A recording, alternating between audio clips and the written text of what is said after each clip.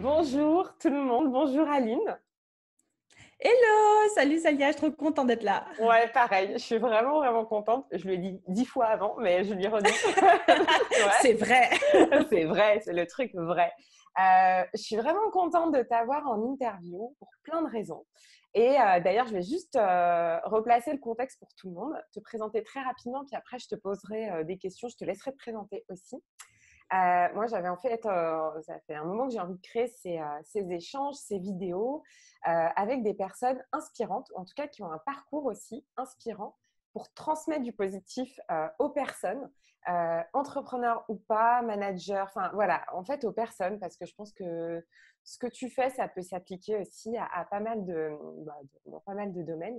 En plus, on est consoeurs, donc ça, j'adore aussi Oui. recevoir. Non, mais c'est vrai, parce que voilà, il y a de la place pour tout le monde, ça, on pourra Puis le on, redire. on est, on est inspiré pareil aujourd'hui au niveau de nos tenues, je crois. Ouais, c'est rigolo parce que je t'ai vu tout à l'heure, je me dis, oh, on a des petites plumes, des petites fleurs, c'est super. Euh, il y a une connexion. Je Et te du jure. coup, le truc, c'est que voilà, l'idée, c'est vraiment d'insuffler du positif. Et je suis sûre qu'on va avoir une interview authentique avec toi. Donc ça aussi, ça fait partie des choix. Donc, pour la petite histoire, donc Aline, elle a créé The Bee Boost.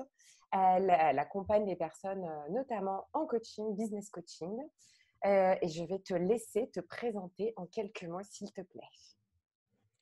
Oui, alors en quelques mots, donc je m'appelle Aline, comme tu l'as très bien Ouais. dit. Je suis coach business et ma spécialité, c'est d'accompagner les entrepreneurs et tout particulièrement les entrepreneurs en solo, donc souvent des auto-entrepreneurs, pour développer leur business, leur chiffre d'affaires, atteindre leurs objectifs, etc., etc. Ok, cool. Alors, on va aller un tout petit peu plus loin.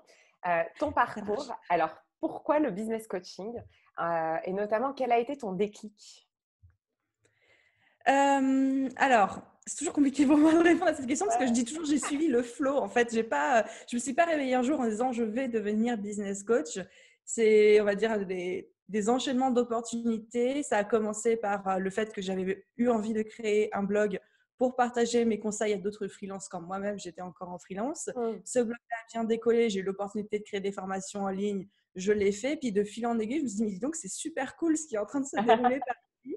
Ça m'intéresse beaucoup. Je m'y retrouve encore plus que dans mon job de freelance. Et si on tentait de passer à temps plein là-dessus, j'ai décidé de passer à temps plein. C'est comme ça que j'ai découvert le métier de business coach, que j'ai décidé de m'y former. Et me voilà. Cool. Donc, en fait, c'est une succession d'événements qui t'ont fait dire, allez, ok, j'y vais, quoi.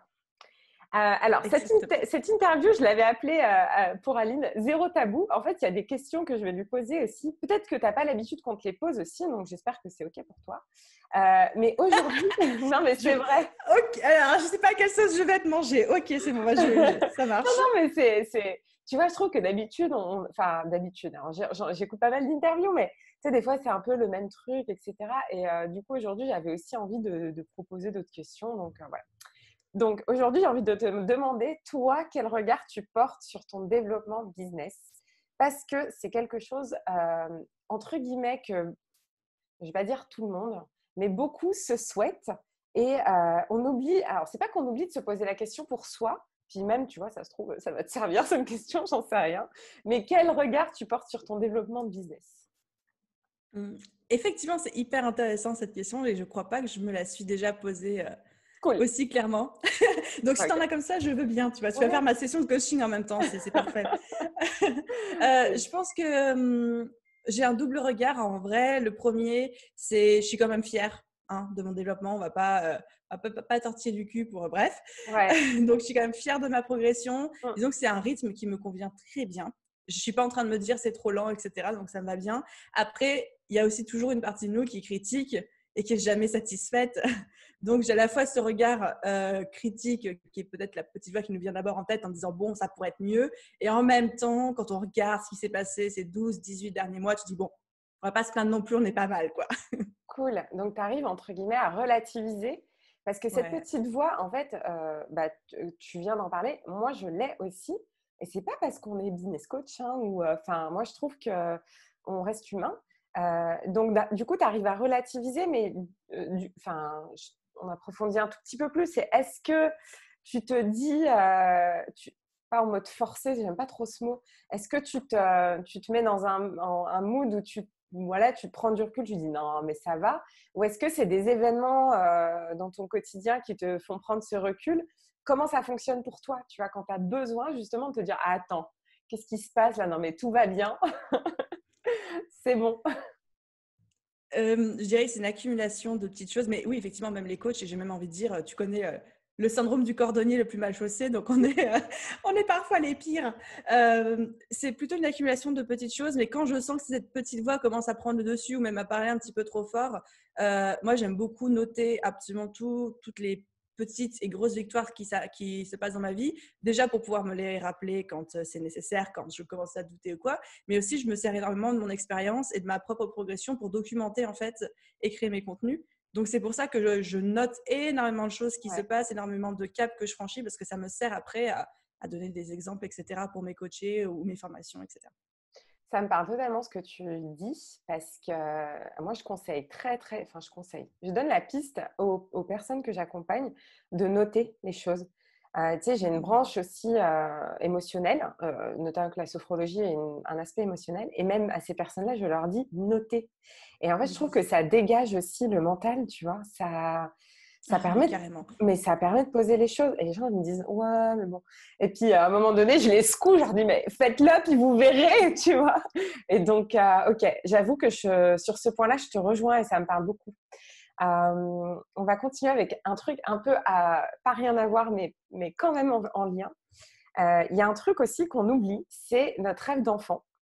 Je dis pas que c'est pas, enfin, tu vois, quand on a un rêve d'enfant, je dis pas qu'il faut y coller ou y revenir et faire ce qu'on voulait faire quand on était petit et qu'on est dans la finance et qu'on voulait être pompier et qu'il faut tout lâcher pour être pompier. Mais des fois, il y a une note, une teinte de ce qu'on a voulu faire quand on était jeune et qu'on se remémore. Et je trouve qu'en coaching aussi, on peut aller toucher ça du doigt. Donc, quel était ton rêve d'enfant? Bah écoute, mon rêve d'enfant, moi, c'était d'être chef d'entreprise. Ah, bah, hey. Alors, à la base, ça a pendant Génial. longtemps été décoratrice d'intérieur, mais c'était quand même Ouais. à mon compte, tu vois. Donc, Ouais, l'arbre pas trop dérivé. cool. Et ouais, c'est marrant ça. Enfin, c'est chouette. Moi, je dis souvent que je suis indépendante dans la vie et que du coup, c'est la suite logique, tu vois, d'être indépendante aujourd'hui. Et qu'est-ce qui t'a fait, du coup, si on gratte un peu plus, la voie de l'entrepreneuriat, puis entre guillemets, en plus, c'est solopreneur, hein, si je ne me trompe pas, même si tu collabores avec d'autres personnes, j'imagine. Mais du coup, pourquoi vraiment cette voie de l'entrepreneuriat?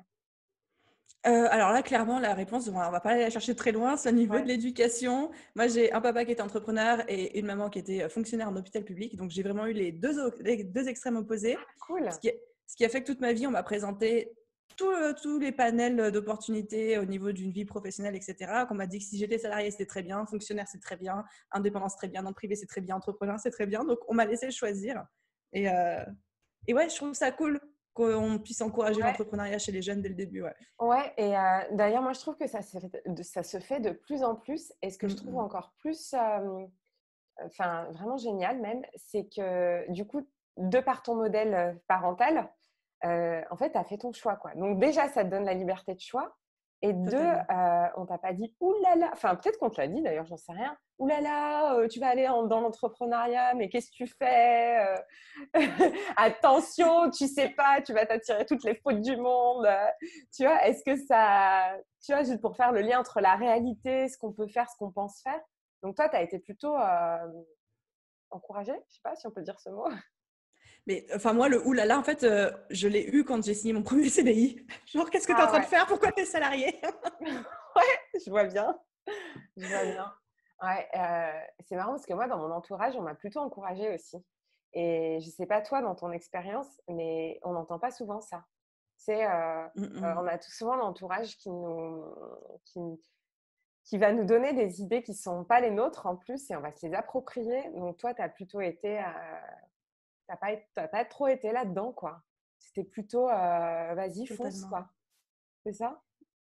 Exactement. Et ce Cool. que tu vois, ce que je dis, et j'imagine que tu dois avoir le même discours auprès de tes coachés, mais c'est que nos proches et tout spécialement nos parents, notre famille, leur objectif, c'est de savoir qu'on est en sécurité dans une situation stable. Et en sécurité, c'est effectivement en fonction de leur propre référence à eux. Et leur référence à eux de leur propre éducation, c'est très souvent le salariat.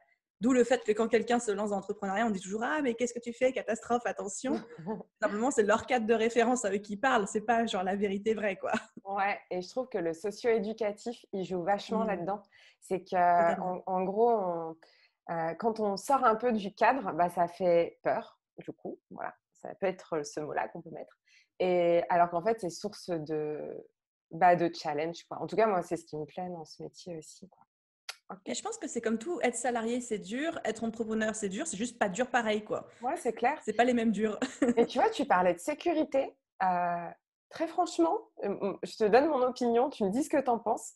Ça Même quand marche. on est en CDI, on est toujours sur un siège éjectable, en fait. Tu vois, Et cette surtout avec ces derniers sécurité. mois, hein. Et, ben ouais, et tu vois, et moi, je le vois beaucoup en ce moment sur des coachings, euh, même avec des managers, des dirigeants, parce que du coup, je travaille aussi avec, enfin, public entreprise, quoi.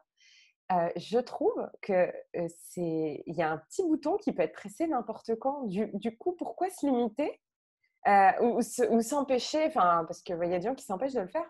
Enfin, je ne sais pas ce que tu en penses, mais aujourd'hui, CDI, ouais, super, mais bof, quoi. Enfin, tu vois, tu peux tout faire, tu peux te faire éjecter à n'importe quel moment. Enfin, je ne sais pas ce que tu en penses, mais Non, franchement, je te rejoins complètement. Après, c'est vrai que le CDI, tu as la paye à la fin de chaque mois. ouais, ça c'est Si t'es clair. pas performant pendant 15 jours parce que tu es un peu déprimé, c'est pas grave, tu auras la même Ouais. paye. Mm, Tu as les vacances, tu as le chômage, tu as la rupture conventionnelle. Enfin, c'est vrai qu'il y a quand même pas mal d'avantages, hein, c'est plutôt vrai. d'un point de vue financier. Mais je suis d'accord sur le fait que plus le temps passe, plus la frontière entre les deux, ça me nuise. Et Ouais. surtout avec tout ce qui se passait pendant le confinement, on s'est rendu compte que vraiment, en fait, la sécurité de l'emploi était plus tellement sécuritaire, quoi. Ouais. Et ça dépend du coup de quelle sécurité on peut venir On parler, parle, ouais, tu vois. Et, tu tout vois, à est-ce que fait. c'est sécurité financière ou pas? Ok, et là je viens à mon autre question dans ton activité actuelle, parce que je sais que Mhm. tu as été, t'as une autre vie pro avant, quoi. Euh, Ton plus gros échec ou tes échecs pro, enfin, je savais pas trop comment le mettre, donc voilà. Mais ouais, ça a été quoi? Comment? Si tu peux nous en parler un peu. Ouais, tout à fait. Alors, c'est vrai qu'on en avait parlé un petit peu en off et je te disais que j'avais un petit peu du mal avec le mot échec Oui, parce que j'ai pas envie qu'on balance des pierres, mais j'ai pas l'impression d'avoir vécu des échecs parce que tout ce que j'ai vécu qui peut être considéré comme un échec, j'en ai tellement tiré du positif, des expériences, des leçons, etc., qu'aujourd'hui, je me dis, mais en fait, si j'avais pas vécu ça, je pourrais pas en être là où je suis aujourd'hui. Donc, à travers ce filtre-là, oui, pardon, tu veux dire un truc. ouais, non, non, non, carrément, je suis tellement d'accord avec toi que je souris de. Non, non, mais je suis vraiment d'accord avec toi. Donc, on Vas-y. va dire l'expérience qui m'est arrivée, que certains pourraient appeler un échec, mais moi, je ne vis absolument pas comme ça, c'est quand j'ai tenté de démarrer un business à côté de Beboost qui devait s'appeler Pixelbiz. Et en fait, c'était l'idée de mettre à profit mes compétences de retoucheuse photo, qui était mon ancien job en freelance. Et tout le monde me disait, mais tu as ces compétences de ouf, tu maîtrises Photoshop sur le bout des doigts, tu as cette connaissance de l'image, de la couleur. Pourquoi tu ne crées pas une formation en ligne, puis ça se vend tout seul, etc. Puis tu continues à faire Beboost qui te passionne. Je m'étais dit, ouais, trop bonne idée. Puis c'est dans les mœurs, tu vois, de se dire, bah, j'ai des compétences, je vais les monétiser, je vais m'en servir, je vais pas les laisser de côté comme ça. Et donc, j'ai commencé à tout créer, le site, machin, j'ai Ah investi des ouais. centaines d'euros, j'ai commencé à déléguer plein de choses et tout. Vient le moment de créer les formations. Je m'étais créé un cadre magnifique. J'étais allée partie m'expatrier un mois au Canada pour enregistrer les formations, être tranquille dans ma petite bulle, enfin, dans un super appart. Et en fait, gros blocage, impossible de le faire. En fait, je n'avais pas envie de le faire. Ça me faisait chier, rien que de Ah, l'idée d'y penser et tout. ouais. Donc, du coup, j'ai fait, bah, si ça te fait chier, c'est pas grave. Mets le projet sur pause pendant quelques semaines, fais ta vie et tu y reviendras. Et j'y suis jamais revenue. Et jusqu'au moment où, à un moment, je me suis assise en face à face avec moi-même et je me suis dit, bon, Aline, qu'est-ce qui est en train de se passer avec ce truc-là? Parce qu'il est Ouais, en train de moisir, tu as de l'argent qui sort tous les mois parce que ça me faisait tellement chier qu'en fait, je déléguais même la rédaction des articles de blog et tout. Enfin, d'accord. je voulais plus rien avoir à faire avec ce projet-là. Ok. Et au bout d'un moment, je dis, non, bah, on va arrêter. On va arrêter. Donc, ça a été vécu comme un échec par certaines personnes. Moi, je sais que j'ai des membres dans mon audience qui m'ont dit, j'ai arrêté de te suivre à cause de ça parce que, entre guillemets, tu n'as pas tenu ta parole parce que tu nous as dit que tu allais faire ce truc-là et que tu ne l'as pas fait. Ah. Ce à quoi je comprends totalement. Mais Mm. c'est à quoi moi je dis, mais en même temps, quand tu es en train de démarrer un projet, quelle que soit l'avancée de ce projet, que tu te rends compte que c'est pas ça qui te fait vibrer, que c'est pas ta passion, jusqu'à quel moment tu vas t'acharner, quoi? Mais tellement. Et en fait, il y a beaucoup d'entrepreneurs aussi qui s'acharnent sur leur projet, Et même oui, si après, je vais mettre le bienveiller sur ce que je vais dire. Mais en fait, tu as des personnes qui vont même jusqu'à l'épuisement alors que leur concept ne prend pas ou ne se lance pas, etc., jusqu'à y perdre financièrement de l'énergie et tout. Alors, en fait, à un moment donné, c'est peut-être… Qu'est-ce qui est le mieux, en fait? Qu'est-ce qui est le mieux? Continuer et foncer droit dans le mur. Et ça apprendra des choses, hein. Enfin, c'est toujours positif. Ou alors, se dire, OK, bon, bah, là, j'arrête et je me recentre ou je fais vraiment autre chose. Enfin, voilà, ça dépend des personnes. Donc, non, mais… Ouais, ça m'étonne quand même que des personnes t'aient dit on arrête de te suivre. Ce que je peux comprendre aussi, tu vois, je suis vraiment… ouais, c'est entre les deux. Mais ouais, c'est intéressant. Non, Mais tu vois, mais… je pense que c'est comme… en fait, c'est exactement ce qui s'est passé. C'est comme l'ikigai, tu vois. C'est que j'avais coché la case mes compétences. J'avais coché la case ce dont les gens avaient besoin parce que j'avais vraiment des besoins. J'avais des gens qui attendaient les formations pour acheter. Mais j'avais oublié de cocher la case moi, ma passion, mon investissement, ma vibration et tout ce que tu veux, quoi. Mais carrément. Et ça, c'est un indicateur. J'appelle ça les GPS, tu vois. Et ça fait partie des Mm-mm. GPS. Ouais, c'est intéressant. Ça me rappelle juste un truc, une notion, qui est quand même d'essayer. Parce que si tu n'avais pas essayé, en fait, tu n'aurais pas su ça. Tu n'aurais pas appris ça de toi et de l'expérience, quoi.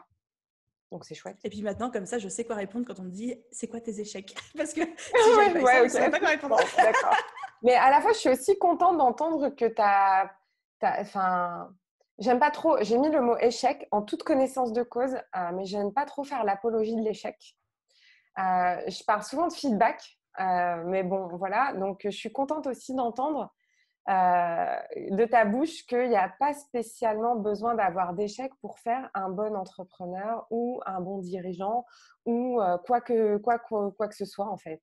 Donc, ça, c'est chouette aussi comme partage. Qu'est-ce que tu mets derrière le mot échec, hein? Chaque fois, c'est la grosse question. On est d'accord. OK. Et de là, je me suis demandé si tu avais à faire quelque chose différemment, qu'est-ce que ça serait? Maintenant, là, tout de suite, aujourd'hui, ou Ouais, quand je me suis lancée? non, maintenant tout de suite. Aujourd'hui, 14h20. Euh, Merci pour le rappel de l'heure. Non, franchement, rien du tout. Rien Cool. du tout, parce que j'ai toujours fait les choses comme j'avais envie de les faire. Et j'ai toujours dit, même si on me disait, oui, mais si tu faisais comme ça serait plus efficace, je suis même pas sûre d'écouter cette voix-là parce que moi, j'aime bien faire les choses comme je veux et comme j'ai envie, quoi. Ouais. Ouais, ouais, ouais. Bon, on est plutôt en phase parce que moi, je me dis, en fait, il faut s'écouter. Là, tu as ta petite voix intérieure. Tu te dis, Tout bon, à fait. bah, tiens, tu peux parler avec elle, lui dire salut. Elle te dit salut, et puis après, tu vois, quoi. Ouais, c'est chouette. J'adore parce que, en fait, et je te dis ça comme ça, mais là, en fait, ça peut être très simple d'entreprendre, tu vois. Alors, simple, pas dans le sens de Pas mettre… facile. Pas facile, voilà. Mais ça peut être aussi juste des déclics, comme tu parlais de flow au départ, de l'interview. Et puis après, essayer, quoi. Tu sais, c'est ce qui me vient là quand on échange. Cool. Je suis d'accord avec toi. Ouais, ouais, ouais. Et là, j'avais envie de faire un lien entre l'émotionnel et l'entrepreneuriat. Parce que moi, je ne sais pas si tu sais, je ne sais même pas si je t'ai dit, mais je travaille beaucoup en émotionnel, en coaching, oui, mais en fait, j'aborde énormément l'aspect émotionnel parce que je vois que c'est un point central, parce qu'on est humain déjà, il faut arrêter de planer, on a tous des émotions.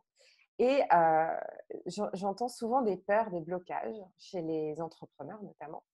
Donc, je te demandais, donc, ta plus grande peur en tant qu'entrepreneur? Ah, je pense que comme tout entrepreneur, j'ai quand même une peur que ça fonctionne pas, tu vois, une Ouais, peur de l'échec qui est ouais, sous-jacente. Alors, chez certaines personnes, ça bloque, ça empêche de même se lancer. Et chez des personnes comme moi, c'est genre, c'est la mort aux trousses, quoi. En fait, c'est tellement peur de ça que tu carbures à fond pour pas être confronté à ça dans ta vie. Donc, ça peut être un moteur, mais évidemment, attention à pas t'épuiser au bout. ouais. Donc, il peut y avoir une peur de l'échec, mais que je considère comme une peur moteur chez moi.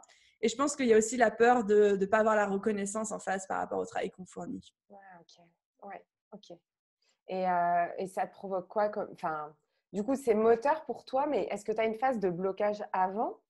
Tu vois, est-ce qu'à un moment donné, tu sais, des fois, quand on a peur, on peut figer un peu comme ça. Est-ce que ça t'est déjà arrivé d'être dans un moment où tu dis ouh là là là là, alors même si après tu te mets en action, moi je suis assez comme toi, je je me mets beaucoup en action.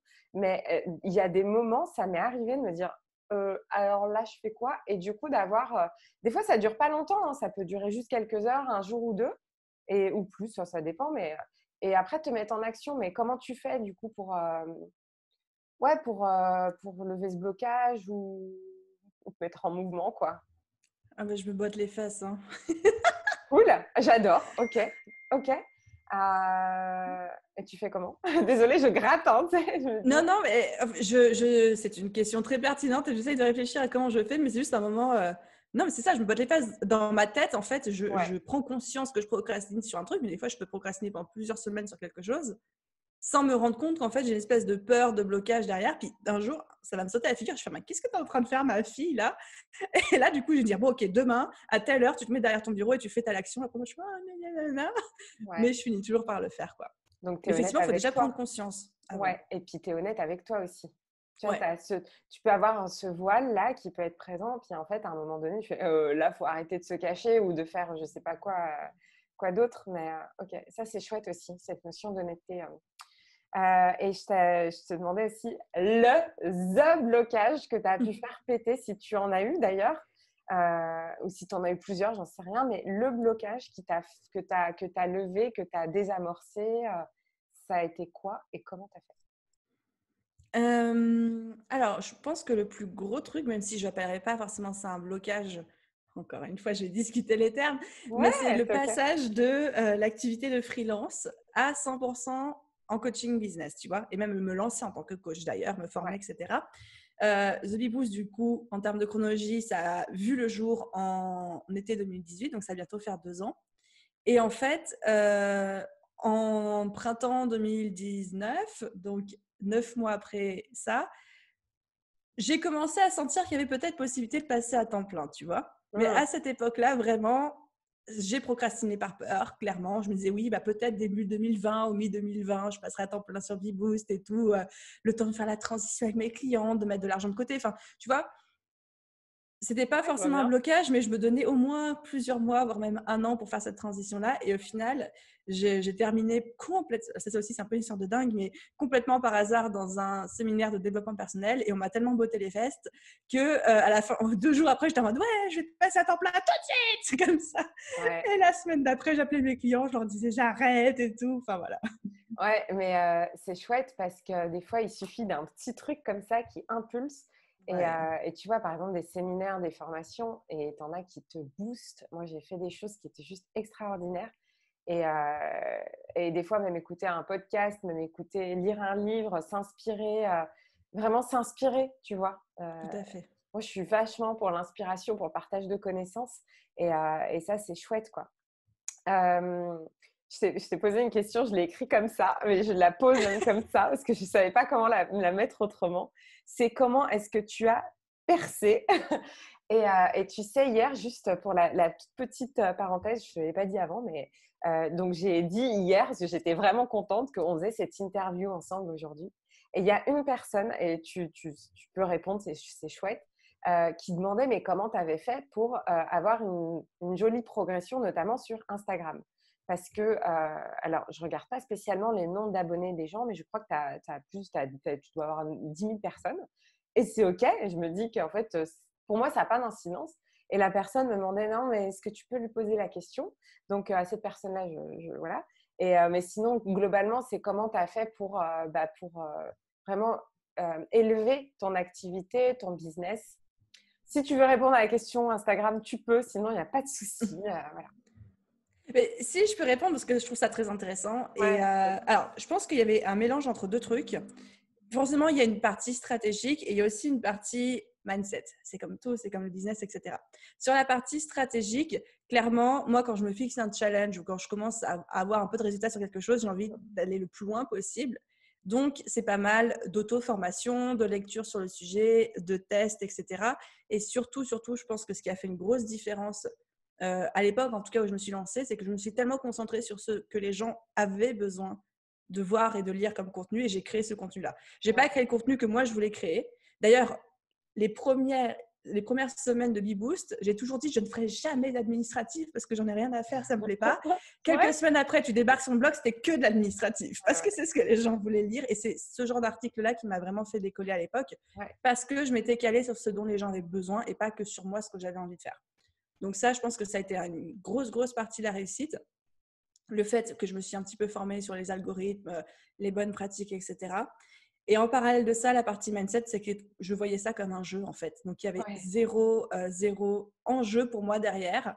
Il y avait zéro conséquence. Du coup, ça m'a permis d'être hyper naturel, de faire des blagues, tu vois, d'avoir ma personnalité. Parce qu'en fait, je m'en foutais si les gens m'aimaient ou m'aimaient pas. Il y avait, genre, si c'était pas mon activité principale, j'en vivais pas. Et je pense que ça se sent quand tu as quelqu'un derrière qui fait ça purement par plaisir et pas pour te racketter par derrière ou quoi que ce soit. Carrément, mais carrément. Et ça paye.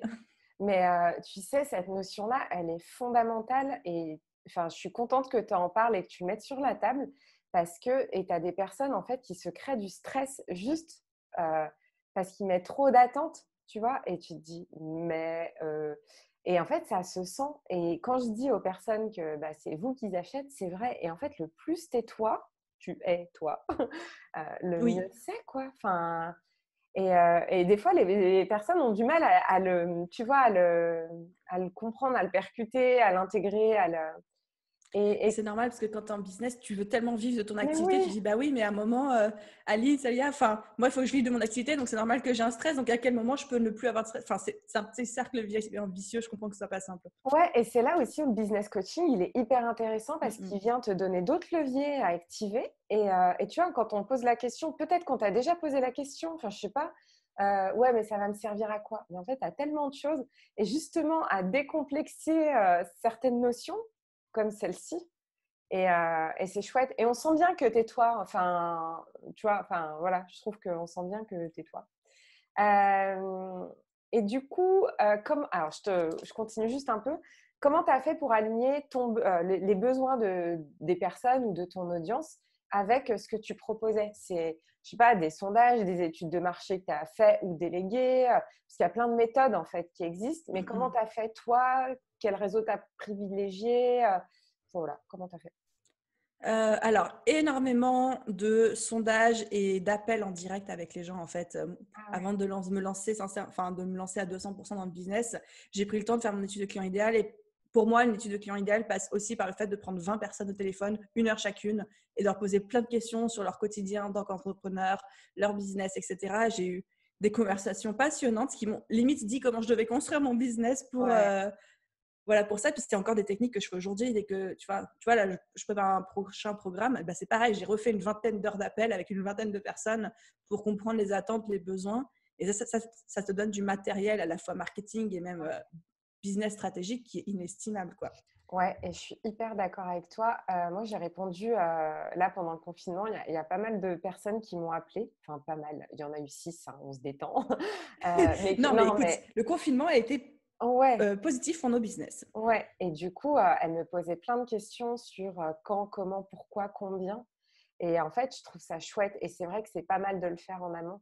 Ça, tu sais, même, je crois qu'il y avait 2 personnes qui avaient une étude métier, je crois, via Pôle emploi. Et en fait, ça les forçait aussi à se mettre dans la situation et de se dire bah, qu'est-ce qui se passe, qu'est-ce qui va se passer. Enfin, bon, on ne sait jamais ce qui va se passer, mais ce qui se passe tout le temps. Mais tu vois, ça leur donnait des billes comme une sorte d'étude de marché et ça, c'est chouette. Donc, ok, cool. Je trouve que c'est bien qu'on échange dessus parce que des personnes se posent vraiment des questions. Et moi, j'avoue que je l'avais fait avant de monter mon business plan. D'ailleurs, j'avais fait exactement la même chose. Cool. Et Alors, c'est hyper vas-y, important. Enfin, je me permets juste d'insister un petit peu vas-y, là-dessus, mais vas-y, pour vas-y. moi, c'est tellement la base d'un business qui fonctionne, c'est tellement le client idéal, le client idéal, le client idéal que Ouais. moi, je dis je dis à mes coachés, c'est tous les 6 mois, vos appels. Tous les 6 mois, Mm. il faut prendre plusieurs heures pour refaire le Ouais. point pour être sûr que vous n'êtes pas en train de dévier dans une fausse direction. Et même au quotidien, quand vous répondez aux commentaires, vous faites des sondages en story, il y a des super stickers où les gens peuvent juste cliquer à droite ou à gauche et tout. Ouais. Enfin, c'est autant d'outils marketing qui sont inestimables et on peut les utiliser tous les jours, toutes les semaines pour toujours rester aligné avec son marché, quoi. Ouais. Et je te partage un truc que j'ai fait hier, et c'est vrai de vrai, je crois qu'il est encore ouvert. C'est que j'ai repris j'ai repris tu sais, mes fiches clients idéaux. Et je me suis dit, est-ce que je colle toujours au truc ou est-ce que est-ce que je modifie ou est-ce que j'amende? Enfin voilà, j'étais vraiment là-dedans. Et c'est chouette que tu le dises à tes coachés que tous les 6 mois. En fait, c'est bien aussi de se renouveler, quoi. De se dire, bon, bah en fait, où est-ce que j'en suis, quoi. Donc, c'est chouette. Et Cool. surtout, toi, t'évolues en tant que coach, en tant que personne, t'évolues tellement que c'est facile de tomber dans un syndrome de l'expert et toi de partir à 3000 bornes hyper vite et que tes clients, ils restent derrière toi et puis ils n'arrivent plus à te suivre parce que tu n'emploies plus le bon vocabulaire, c'est plus le bon type de contenu. Et après, tu dis, mais pourquoi il n'y a plus personne qui réagit dans mon audience et pourquoi j'ai pas plus de clients, etc. quoi. Ouais, ou l'inverse, ou du coup, quand tu Ou changes, l'inverse. justement, tu te dis, ah ouais, là, il se passe un truc, c'est chouette. Et ouais, non, je suis assez d'accord avec toi. Il y avait un truc qui me venait, mais c'est pas grave, ça m'en reviendra peut-être. Je suis désolée, je t'ai Non, coupé. mais attends, non, c'est pas du tout. C'est que tu sais, j'ai 1 milliard d'idées à la seconde, moi, en général. Ça ne me fatigue pas, ça me nourrit. Mais des fois, même moi, je me dis, mais tu vois, c'est pour ça que je Stop, note. pause, pause. C'est pour ça que j'ai mes post-it et que je note. Est-ce que tu te fais toujours accompagner, même si tu accompagnes des personnes? Et pourquoi je te pose cette question? Parce que, tu sais, dans le syndrome de l'expert, moi, c'est ça que je voulais dire, garde-fou, c'est le mot qui me vient quand tu parlais. Et moi, j'ai mis en place des garde-fous, par exemple. Je crois que je t'ai déjà entendu en parler dans un de tes podcasts, il n'y a pas si longtemps d'ailleurs, où c'est bien d'avoir… alors moi, par exemple, ça va être des amis, je leur dis, est-ce que vous me reconnaissez? Est-ce que tu vois, que ce ne soit pas un personnage ou un truc, parce que c'est important, voilà. Et moi, je me fais superviser, je me fais accompagner. Et toi, en fait, est-ce que tu le fais? Comment tu le fais ou pas? Et c'est OK aussi, hein, il n'y a pas une chose meilleure qu'une autre. Mais comment c'est pour toi? Je reste hyper attentive au retour de mon audience, en fait, que ce soit en message, en commentaire. Généralement, ils te le disent. Enfin, en tout cas, moi, j'ai une audience qui me dit direct. Je reçois des messages des fois, bah là, Aline, j'ai pas aimé que tu as parlé de ça. Ou alors, Aline, est-ce que c'est normal que depuis quelques semaines, tes contenus, ils évoluent, puis ce soit plus comme avant et tout. Enfin, vraiment, j'ai toujours des retours par rapport à ça, donc j'y paye vraiment très grande attention. Et après, en tant que coach, pour mon développement de coach, vu que je suis encore en formation, je me fais superviser aussi. Ah, c'est chouette. Ça me fait plaisir d'entendre ça parce que j'ai envie de le lâcher, le truc. L'un des premiers échanges qu'on a eus ensemble, c'était il y a quelques mois, où je te disais justement, je ne sais pas si tu te souviens d'ailleurs, où moi j'avais été accompagnée justement par des personnes qui étaient en mode je suis le roi du monde. Et en fait, il y avait vraiment une dissonance entre ce qu'ils disaient, ce qu'ils faisaient, comment ça se passait, que du coup, je ne me reconnaissais pas du tout dans ce que j'avais acheté aussi, il faut être honnête. Et je trouve que mettre ces garde-fous-là, c'est important. Je suis contente de l'entendre, j'en doutais absolument pas. Mais ça peut être… Enfin voilà, c'est intéressant de s'auto-réguler aussi, tu vois, de cette manière-là. Ouais, je trouve ça cool. Est-ce que j'avais autre chose là-dessus? Je sais plus, il me venait un truc, mais je sais plus, bon, c'est OK. Et vie perso, vie pro, comment tu l'articules aujourd'hui? Je ne l'articule pas. Là, je suis très mauvaise élève sur ce point-là. Non. Désolée, c'était un sans faute jusqu'ici. Mais Non, là... non, c'est cool. Attends, tu rigoles. Vas-y, je te laisse. Non, alors très honnêtement, si je dois caricaturer les choses, j'ai pas de vie perso. Donc ma vie pro, c'est. Mais je m'éclate tellement en même temps. En fait, tu sais, on travaille souvent en tant que coach en termes de valeurs. Quelles sont tes valeurs de vie? Dans quelle heure tu les places, etc. Ouais. Moi, depuis que je suis gamine, la valeur travail, elle passe en numéro 1.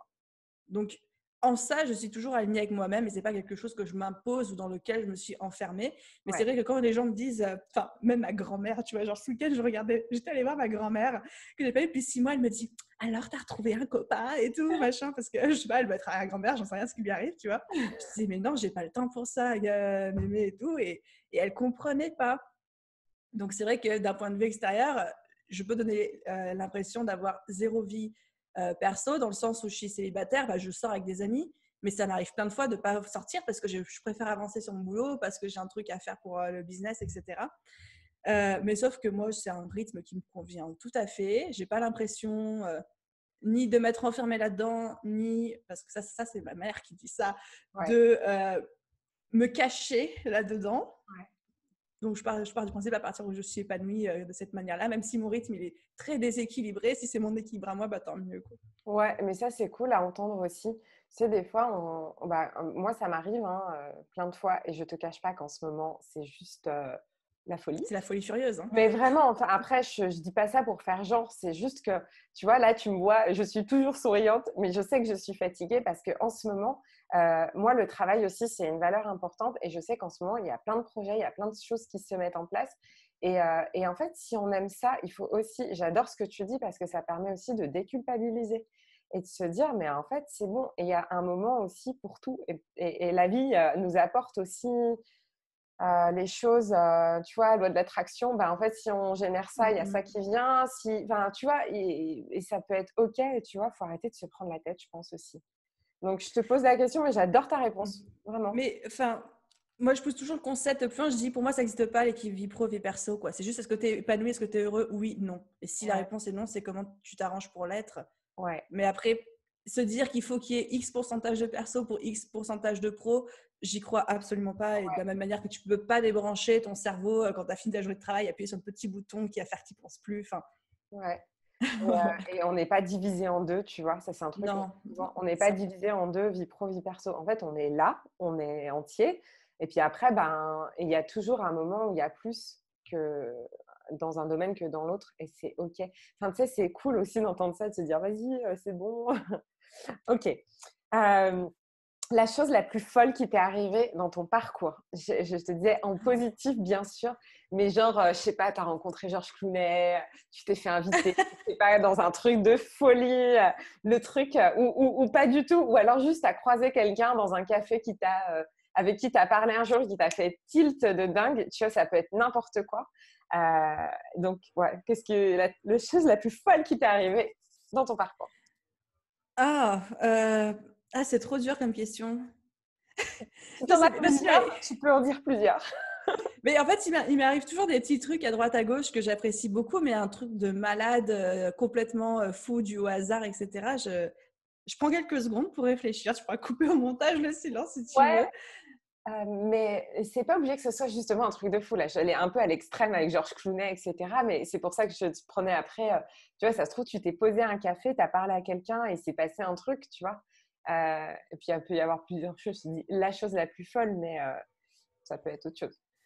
Qui t'a Alors, je vais impacté. te dire. Alors, il y a un truc qui me vient en tête, c'est quand j'ai dit c'est bon, stop, j'arrête mes études, j'en ai marre et je pars à New York. Donc, c'était pas non plus un truc qui s'est fait du jour au lendemain, mais ça faisait fait genre d'un mois à l'autre plutôt. Ouais, Et cool. enfin pour moi, ça a été vraiment un tournant dans la vie, dans la vie que je mène aujourd'hui, parce que c'était vraiment apprendre à être seule, apprendre à voyager seule, apprendre à la retouche photo, apprendre à bosser comme freelance. Et en fait, tout a commencé de là, on va dire. Je vais juste gratouiller un peu parce que ça Ouais, m'intéresse ce que vas-y, tu dis. je t'en prie. Pourquoi tu es partie à New York? Tu avais quel âge? C'était quoi l'objectif? Pour faire quoi? Enfin, tu vois, si tu peux nous en parler en quelques mots. Ok, alors je rembobine 2 ans avant pour que tu comprennes. Donc 2 ans avant, je termine ma première école post-bac, donc qui était une école de cinéma parce que je voulais devenir productrice audiovisuelle. Comme je voulais travailler dans le domaine de la publicité, parce que mon rêve à l'époque c'était de faire les pubs quartier avec la Panthère. Tu vois, je voulais produire et réaliser ce genre de pub. Donc J'adore. c'était très précis. Donc il fallait que je me forme à la publicité et au marketing. Ok. Donc j'ai intégré une école de pub. Sauf que j'ai pas du tout aimé. Déjà, j'en avais marre des études. J'en avais carrément marre, donc je travaillais plus. Et en plus, l'ambiance école du 16e arrondissement de Paris, marketing, où les Ouais. gens ils étaient déconnectés, quoi. Enfin, c'est n'importe quoi. Moi, je me reconnaissais pas dedans. Du coup, stop, j'arrête ça. Je continue pas ce truc-là. Qu'est-ce que tu veux faire? Ah, bah, j'ai un rêve depuis que je suis tout petite. Et c'était vrai, c'était de partir à New York. Et je me dis, bah, pourquoi tu partirais pas à New York maintenant? Cool. Pourquoi pas, tu vois?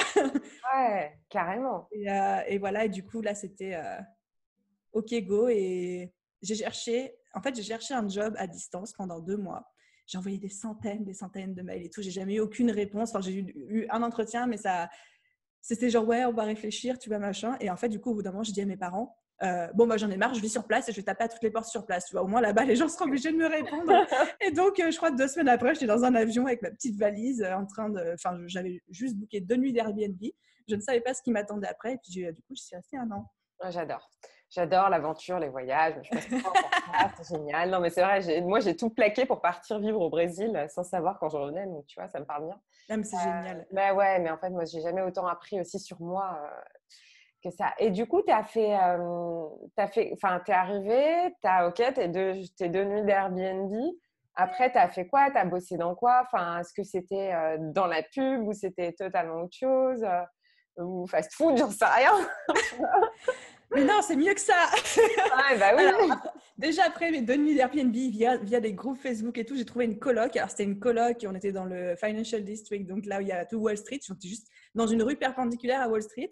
Appartement de luxe avec les salles de sport, les piscines et tout. Sauf que c'était un truc complètement illégal où on était 25 étudiants de tout le monde entier dans 70 mètres carrés. Donc il y avait des lits superposés dans la cuisine, dans le salon et tout. Enfin, c'était n'importe quoi, mais en même temps, c'était la meilleure année de ma vie. Je suis sortie, je me suis torché la gueule, mais tous les soirs pendant 1 an.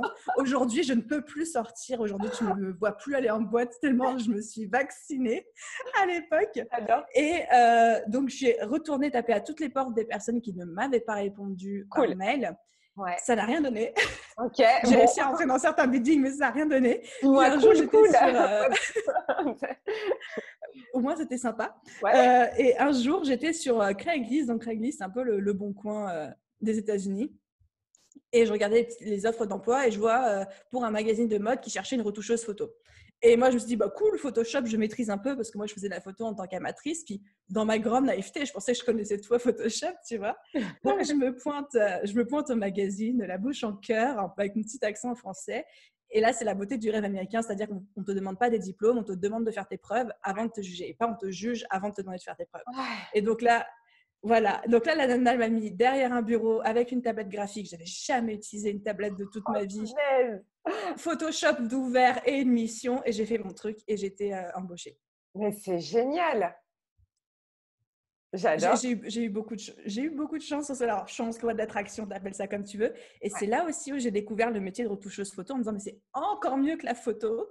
Cool. Et en plus, tu rencontres des gens de dingue, tu fais des productions de dingue avec des gens connus, tous les trucs comme ça. C'est un métier avec lequel j'ai pu voyager aussi. Enfin, voilà. Tout est possible, qu'on se le dise. Non, mais ouais, je pense qu'en fait, quand on ne doute pas et quand on ne se pose pas trop de questions, parce que je ne m'en posais aucune à l'époque, ça fait qu'on est complètement ouvert à toutes les opportunités parce qu'on n'a pas de filtre qui nous disent non, mais c'est pas possible, il va se passer un truc, ça va pas marcher. Et en étant ouvert à tout, eh ben, il nous arrive que du positif. Ouais, mais je te rejoins totalement, ça me parle vraiment, quoi. Ok, cool. On est parti de la chose la plus folle à New York. C'est génial, genre, tu vois, le truc. Non, mais c'est top. Et il y a un point pro que je voulais aborder avec toi parce que je remarque et j'en fais partie. Moi, ça fait un moment que je dispense des formations. Puis, par exemple, là, tout ce qui est business en ligne, ça m'attire. Et puis, en fait, avec le confinement aussi, c'était déjà une réflexion que j'avais depuis quelques mois. Et là, par exemple, pendant le confinement, j'ai dispensé des formations. Et je vois, en fait, en regardant, en allant m'inspirer, voir un peu ce qui se fait, etc., je vois qu'il y en a de plus en plus. Genre vraiment, et c'est très bien parce que moi, je suis plus pour l'apologie du le mieux il y en a, mieux c'est parce que c'est chouette et que chacun a sa place. Mais du coup, toi, tu as des programmes aussi de formation. Comment tu les construis? Comment ça devient? Même les idées, donc peut-être que tu fais comme par rapport quand je te posais comment tu as percé, tu alignes peut-être le besoin des personnes et à ce que tu proposes.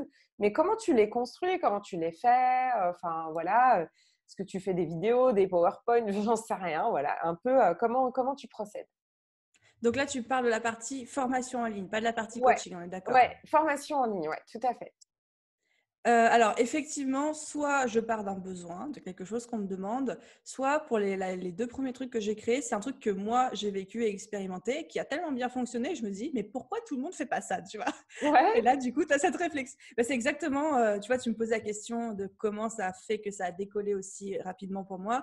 Il y a le fait que je me suis mise très, très vite sur Pinterest, parce que tout le monde parlait de Pinterest à l'époque où j'ai démarré mon blog. Pour faire connaître un blog, je faisais mes petites recherches. Comment se faire connaître quand son blog, quand on débute. Je voyais Pinterest de partout, je ne savais même pas ce que c'était Pinterest. J'ai essayé, puis ça a tellement bien marché, je me suis dit, pourquoi tout le monde ne fait pas ça en fait? Et donc, du coup, j'ai créé une formation en ligne pour expliquer comment j'avais utilisé Pinterest pour attirer du trafic, pour faire connaître mon blog. Donc, c'était soit sur quelque chose qu'on me demande, soit vraiment sur quelque chose que moi je teste et que ça marche tellement bien que tu fais, vous faites quoi les gens quoi? Ouais. Ok, non, mais carrément, moi, ça me parle ce que tu dis. Et du coup, après, tu crées ton contenu et tu le balances. Ouais. Tu le mets en ligne. Et Avec délicatesse et ouais, voilà, subtilité. c'est ça, tu Non, vois, mais donc, oui, tu balances ça en ligne. balance. Non, mais du coup, tu lances ta formation et après, comment ça se passe? Tu vois, est-ce que tu as une stratégie particulière ou est-ce que tu le fais au feeling? Parce que je pense qu'il y a des gens qui font un peu de tout, tu vois, mais toi, comment tu le fais? Ouais. Alors, ça change à chaque fois, parce qu'à chaque fois, Ouais. avec l'expérience, etc., tu arrives à être de plus en plus stratégique. La première fois, c'était juste au feeling. La formation Pinterest, c'était bon. Tout le monde parle des formations en ligne, je vais essayer d'en créer une, on va voir ce que ça donne. Si je fais 5 ventes, c'est cool, tu vois. Donc vraiment, encore une fois, on retourne dans cette dimension de challenge et de jeu et de zéro enjeu derrière. Et j'avais acheté une formation en ligne de quelqu'un, j'en entendais parler dans un podcast, qui s'appelait comment créer sa formation en 2 heures. Et donc, j'ai suivi pas à pas tout ce qu'il disait. Et en gros, c'était très moche. Hein. À l'époque, il disait, en gros, tu vas prendre un carré blanc sur un iPad, sur une application de prise de notes, puis tu vas dessiner des bonhommes bâtons et en même temps, tu parles et ça illustre ton propos, tu vois. Et en fait, moi, j'avais pas d'iPad, donc j'ai mis un truc blanc sur Photoshop et je dessinais avec ma tablette graphique, tu vois. Et j'écrivais des mots-clés en même temps que je parlais, que j'expliquais des concepts. Et puis, comme c'était Pinterest et que des fois, il fallait des captures d'écran, j'ai mis des captures d'écran. Mais c'était le truc le moins... c'était assez original en fait à l'époque. Les gens faisaient plutôt des PowerPoint avec une voix et tout. J'ai jamais fait ça de ma vie jusqu'à récemment. Et donc, ouais, j'ai lancé ça. Et puis ça fait 5 ventes, 10 ventes, 20 ventes. Et là, je fais, oh, c'est cool, tu vois. Génial. Non, mais c'est chouette. Mais j'ai pas fait de lancement. J'en ai juste parlé sur Instagram. À l'époque, je devais avoir 1000, 1500 abonnés, même pas. J'en ai juste parlé et puis ça s'est un peu vendu. Puis la fois d'après, j'en ai parlé un peu plus tôt. Puis la fois encore d'après, j'ai fait une étude de marché pour être sûre que la formation soit bien. Puis j'ai essayé de faire un petit lancement orchestré. Et puis là où je suis en train de créer maintenant ma 4e formation, là, on part sur un énorme lancement sur 3 mois, quoi, tu vois. Donc, Ok. à chaque fois, en fait, t'enquilles les trucs. Ouais, mais c'est cool. Est-ce que tu penses qu'il faut être innovant dans le sens où quand tu dis je suis partie de Pinterest, est-ce que tu vois, il faut prendre les choses au départ quand ça commence à se faire connaître pour que ça fonctionne ou est-ce que non, pas du tout en fait, tu peux faire ce que tu veux quand tu veux et voilà, ça va dépendre de toi, de ce que tu impulses. Comment c'est? Alors, évidemment, je suis du deuxième avis. Ouais, moi À aussi. partir du moment où toi, tu peux apporter quelque chose en plus. Après, c'est plus facile quand il n'y a pas encore beaucoup de monde qui fait ça. Enfin, à l'époque où j'ai fait la formation Pinterest, il y avait peut-être 2 ou 3 formations sur le marché francophone, mais ça commençait tout juste à arriver dans le monde de l'entrepreneuriat. Donc, c'est plus facile et tu as moins une pression, entre guillemets, de qualité, d'esthétique, etc. quand tu es sur un marché qui n'est pas encore trop exploité. Quand tu arrives et que maintenant, si tu veux lancer une formation maintenant sur Pinterest, elle a intérêt à être un petit peu mieux que les autres ou en tout cas au même niveau pour pouvoir se vendre et rentrer dans le game, rentrer dans la compétition, quoi. Ouais, carrément. Je pense que de toute façon, le plus important dans tout ce qu'on fait, quoi qu'on fasse, c'est d'apporter vraiment de la valeur aux autres, quoi. Tout à fait. D'apporter vraiment, mais des vrais trucs, tu sais, je trouve. Mais ok. Bon, alors cette interview touche à sa fin. Dernière Oui, question. non, trop triste. 3 tips concrets que tu aurais à partager avec des personnes qui veulent entreprendre, donc qui n'ont peut-être pas encore entrepris et qui veulent entreprendre. Ça serait quoi? Je peux te rappeler 3 mots, tu vois. Donc, 3 tips concrets. Le premier tip, c'est tant qu'à faire pour avoir des résultats gratuits. Rapide, le lapsus, c'est faire les choses dans l'ordre. Et pour moi, les choses dans l'ordre, c'est étape numéro 1, définir ce qu'on veut nous vraiment créer, avoir une vision, donc tout ce qu'on parle, vision, positionnement, valeur, etc. Étape numéro 2, étude de client idéal, parce qu'on ne va pas s'amuser à lancer sur le marché un produit si on n'est pas sûr qu'il y a une demande ou un besoin en face. Merci de le dire. Mais Ah, merci de le dire. Des fois, je lutte avec les gens, mais je te jure, je lutte pas, c'est pas vrai. Mais je me dis, mais les gars, s'il n'y a pas de demande, tu vends quoi?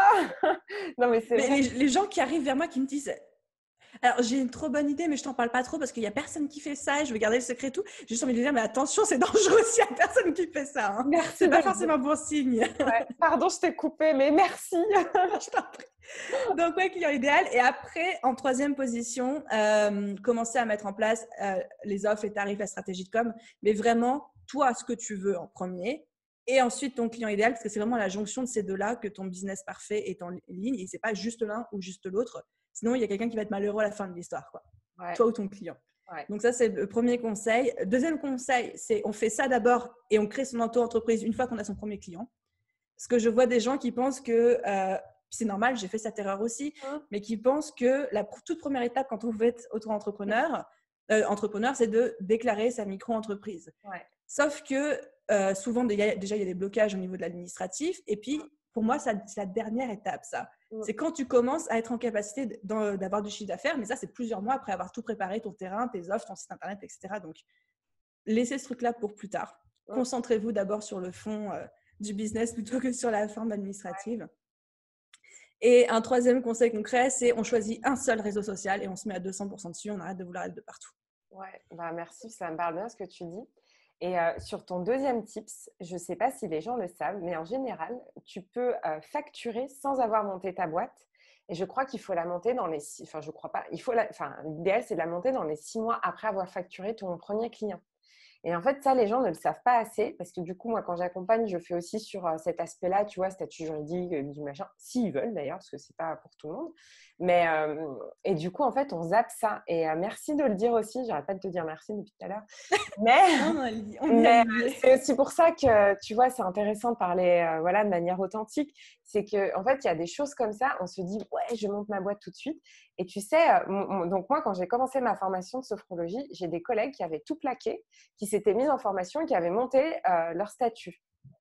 Et moi, je ne comprenais pas. J'étais en fait comme ça en train de la regarder. Je me dis, mais en fait, moi, j'avais déjà monté, j'avais déjà enclenché des choses. Je ne cache pas que j'étais salariée en même temps, donc j'avais les deux casquettes, dirigeante et salariée. Mais en fait, j'étais en portage salarial. Et en fait, c'est quand j'avais tout fait, quand j'avais déjà enclenché des clients, etc., que je me suis montée en EURL. Et les gens ils me disent, mais t'es tarée. Je fais, oui, je suis cramée, mais en fait, j'ai tellement bien balisé mon truc que… C'était une formalité. Hein. Ouais, et en fait, bah, j'y suis allée, j'ai posé mon truc, je fais, ok, super, et puis voilà. Mais tu as vachement raison de le dire, donc merci. Je peux juste nuancer quelque sûr. chose pour Ouais, être sûr qu'on ne dise pas de bêtises. Quand oui. tu es en micro-entreprise, donc Oui, auto-entrepreneur, micro-entrepreneur, à partir du moment où tu factures ton premier client, tu as 15 jours pour te déclarer. c'est C'est pas ça. 6 mois. Et tout à l'heure, j'allais dire aussi, il y a une histoire de 15 jours pour les toutes petites entreprises, micro-entreprises. Voilà, pour être sûr que les gens ne fassent pas de Ouais, bêtises à cause de nous, mais on peut facturer avant et on ouais, met SIRET en cours d'attribution sur la facture. tout à fait. Et moi, je conseille aussi aux personnes de se faire accompagner là-dessus. C'est de ne pas hésiter à se faire accompagner parce qu'en fait, il y a plein de choses. Tu vois, même là, on dit, voilà, on peut parler. Mais en fait, chaque cas est vraiment unique. Donc, il ne faut pas hésiter à poser la question au CCI, enfin voilà, des organismes. La chambre des métiers et tout. Ouais, chambre des métiers ou organismes qui vont vraiment vous donner toutes les infos. Donc, ça, c'est cool. Puis il y a plein le BPI France et tout, il y a plein d'organismes qui gratuitement conseillent les gens sur les meilleurs statuts, etc. Donc, effectivement, il faut pas essayer de deviner, quitte à se retrouver enfermé dans des statuts qui ne nous correspondent pas ou qui sont lourds à gérer ou des choses comme ça. Ouais, mais carrément. Et chacun son statut, en fait. Je pense qu'il n'y a pas de copier-coller. Tout à fait. Et donc, 3 conseils à ceux qui entreprennent déjà, parce que c'est entre guillemets un public différent, des personnes différentes, des attentes différentes. Donc, est-ce que tu aurais envie de leur partager? Déjà, il y a un conseil qui va être le même. Arrêtez de vouloir être de partout et mettez-vous sur un seul réseau social en fonction de votre client idéal, où est-ce qu'il est lui. Je vois beaucoup ça chez mes coachés, c'est qu'on essaye de tout faire et je leur dis à chaque fois, mais attends, tu mets 10% de ton énergie dans 10 endroits différents. Est-ce que tu ne penses pas que mettre 100% dans un endroit, tu auras plus de résultats? Je pense que c'est aussi pour ça. Il faut choisir la plateforme qui nous va, qui va à notre client idéal et se mettre là-dessus. Et on va gagner en temps, en énergie, en clarté et en efficacité avec ça. Cool. Donc, premier conseil. Deuxième conseil, c'est, pareil, ça va paraître du bon sens, mais je le dis parce que je vois beaucoup le cas. Quand on a des objectifs financiers, mettons, toi, Salia, tu viens me voir, tu me dis, Aline, je veux faire 10 000 euros de chiffre d'affaires par mois de manière régulière. Et je te dis, ok, alors fais-moi le topo sur tes offres, tes services. Et puis, je me rends compte que tu n'as que des formations à 100 euros. Mais je dis, mais combien de formations à 100 € tu as besoin de vendre dans le mois pour arriver à 10 000? Et là, on va se rendre compte que c'est peut-être potentiellement pas trop possible avec tes offres actuelles. Donc, le deuxième conseil, c'est que quand on a des objectifs financiers, la première question à se poser, c'est est-ce que mes tarifs et mes offres actuelles me permettent d'atteindre cet objectif? Parce que si pour avoir 10 000 € par mois, tu es obligé de vendre 10 coachings de 10 heures par mois, ben, c'est pas trop possible. Parce qu'il va falloir trouver des clients, il va falloir les accompagner. Enfin, donc, c'est voilà, d'adapter, je pense, ses offres et ses produits et ses tarifs à ses objectifs. Yes. Un troisième? Et un troisième conseil, je pense que tu seras d'accord avec moi aussi là-dessus, mais c'est d'écouter son intuition et de ne pas écouter ce que le copain d'à côté il fait, ce que le bidule il raconte, etc. Et vraiment, plus on progresse, et c'est ce que j'observe pour moi aussi, plus je progresse, plus je me mets des œillères en fait. Ouais. Je me retrouve, c'est pas méchant, j'aime ces personnes, mais je me retrouve à bloquer des gens en story, des trucs comme ça, parce que je ne veux pas voir ce qu'ils font, parce que ça me fait culpabiliser, parce que c'est une source de distraction, parce que je me dis, mais est-ce que je devrais faire pareil ou pas? Et donc, il faut se mettre de plus en plus des œillères et suivre son intuition. J'adore. Un ou deux mentors à la limite, mais c'est tout, quoi. Eh ben, j'adore ce que tu dis. J'en parlais avec une collègue. Et en fait, il y a son web designer. Si elle voit la vidéo, elle se reconnaîtra. C'est Nathalie, une copine. Et son web designer disait: ah tiens, t'as vu truc bidule machin. Elle fait: ben en fait non, quoi. Non. Et je trouve que ça rejoint ce que tu dis. Et à la limite, si on a besoin d'inspiration, pourquoi pas. Mais c'est vrai que si ça vient nous polluer et nous comparer, etc. Ben ouais, c'est peut-être pas top, quoi. Ok, merci. Eh ben, écoute, on arrive vraiment à la fin de l'interview. Je voulais te laisser la parole aussi pour, je ne sais pas si tu as quelque chose à présenter, nous dire aussi peut-être, je sais pas, nous parler d'un prochain lancement ou quelque chose qui te tient à cœur, ça sera avec plaisir. Et pareil, si tu avais 2 ressources qui t'inspirent, alors ça peut être podcast, livre, film, série, j'en sais rien, une personne. Voilà, donc je te laisse la parole là-dessus pour terminer. Alors, pour l'instant, promo, je peux parler. Alors, moi, j'ai un très gros projet que je suis en train de bosser à fond dessus. C'est un projet que je porte depuis plus d'1 an qui sort en mois de septembre. C'est qu'en fait, j'ai réuni tout ce que je peux faire en coaching avec mes coachés, toutes les expériences que j'ai eues avec elles, les blocages, les machins, les questions qui sont venues et tout. Et j'en ai créé une méga formation en ligne business, donc qui couvre tout le plan d'action que j'ai commencé à donner tout à l'heure, c'est-à-dire de la vision, de l'envie, de la passion, jusqu'à comment est-ce qu'on fait un lancement orchestré et qu'on communique et qu'on convertit ses abonnés en clients. Donc, vraiment couvrir tout le spectre. Donc, ça, c'est le gros projet qui arrive en septembre. Et s'il y a des gens qui se demandent comment est-ce qu'on fait un énorme lancement de programme, comme tu me posais la question tout à l'heure, ben, je me dis, ben, vous pouvez venir voir comment je fais, analyser, comme ça vous allez voir les erreurs que je vais faire, il y en aura certainement, et ce que j'ai mis en place du coup pour lancer ça. Moi, j'adore étudier les lancements des autres pour voir comment ils construisent leur lancement et après essayer de réimplanter certaines choses, etc. Chouette, cool. Et ressources, est-ce que tu as, je sais pas, une ressource ou 2 ressources à partager? Alors, je vous invite aussi à aller voir et écouter son podcast. Je trouve qu'il est top.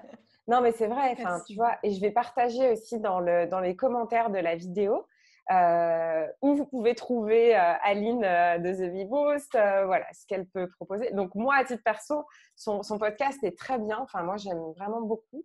Et j'adore les podcasts. Donc, voilà, ça, c'est perso. Mais toi, tes ressources, ça peut être quoi? Alors, mes ressources. Je pense, en ce moment, je suis en train de me reconnecter entre guillemets aux bases pour moi. Donc, j'ai relu les 4 accords Toltec, Ouais. la base du développement personnel. Mais pour moi, tout est tellement dit dans ce livre. Alors, certes, il vieillit, il y a des trucs qui ne sont pas tout à fait, etc. Mais tu fais le tri au fur et à mesure. Donc, Yes. en fait, je trouve que la communication et le développement personnel, c'est tellement la base de toutes les relations, à la fois professionnelles, mais aussi privées, enfin, entre les êtres humains, que quand tu commences à t'y intéresser, à maîtriser un peu ça, il y a beaucoup de choses qui se débloquent dans ta vie, quoi.